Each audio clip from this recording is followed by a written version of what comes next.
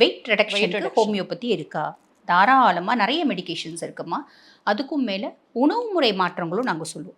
பொதுவாக வந்து பார்த்திங்கன்னா ஒரு நோய் இருக்குது அப்படின்னா 3 ஆங்கிளில் நாங்கள் சொல்லுவோம். ஃபஸ்ட்டு ஹோமியோபதிக் மெடிகேஷன்ஸ், அதுக்கப்புறம் வந்து பார்த்திங்கன்னா மெடிக்கல் க்யூர், மெடிசினல் க்யூர் அப்படின்றது உண்டு. 2வது வந்து பார்த்திங்கன்னா லைஃப் ஸ்டைல் மாடிஃபிகேஷன்ஸ், 3வது டயட்ரி மாடிஃபிகேஷன்ஸ். ஹோமியோபதியில் பெருசாக டயட்ரி மாடிஃபிகேஷன்ஸ்லாம் கிடையாது. பியாண்ட் தட் நான் சொல்லுவேன். ஏன்னா இப்போ நீ ஒரு நோய்க்காக வர அப்படின்னா நீ சட்டுன்னு ரெக்கவர் ஆகிட்டு போயிட்டு நீ வந்து பரவாயில்லப்பா ஹோமியோபதி சூப்பராக ஒர்க் பண்ணுதுப்பா அப்படின்னு ஒரு வார்த்தை நீ சொல்லணும். அது வந்து அந்த மாதிரி எங்கள் சிஸ்டம்காக பேசுகிற டாக்டர்ஸ் ஒவ்வொரு சிஸ்டம்லேயும் ஒவ்வொரு டாக்டர்ஸ் இருக்க தான் செய்வாங்க. நீங்கள் சோஷியல் மீடியாவில் தட்டினீங்களானா தெரியும்.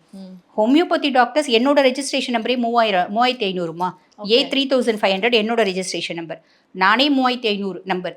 அப்போ எனக்கு பின்னாடி எவ்வளோ டாக்டர்ஸ் வந்திருப்பாங்க இல்லைங்களா? இவ்வளோ டாக்டர்ஸ்லையும் ஒவ்வொரு சிஸ்டம்லையும் அதே மாதிரி சித்தா எடுத்துக்கோங்க, ஆயுர்வேதா எடுத்துக்கோங்க, ஒரு 2 டாக்டர் ஒரு டாக்டராவது பேர் சொல்கிற மாதிரி இருப்பாங்க. அவங்க எப்படி பேர் சொல்கிற மாதிரி இருக்காங்க? சின்சியராக எங்கள் சிஸ்டம் நல்லா இருக்கணும்னு உழைக்கிறவங்க பேர் சொல்கிற மாதிரி இருப்பாங்க. நான் நல்லா இருக்கணும்னு உழைக்கிறவங்க பேர் சொல்கிற மாதிரி இருக்க மாட்டாங்க அப்படின்னு சொல்லலாம். இதில் ஹோமியோபதியில் வந்து பார்த்திங்கன்னா இந்த ஃபைட்டோலெக்கா பெரி அப்படின்னு சொல்லுவாங்க. இது மாதிரி எத்தனையோ மெடிகேஷன்ஸ் இருக்குது. ஒரு எக்ஸாம்பிள் சொல்கிறேன். இதெல்லாம் வந்து பாருங்கள் சூப்பராக வெயிட் ரெடியூஸ் பண்ணுவோம். அழகாக வெயிட் ரெடியூஸ் பண்ணுவோம். கூடவே வந்து நாங்கள் உணவு முறைகளும் சொல்லுவோம், சில ட்ரிங்க்ஸும் சொல்லுவோம்.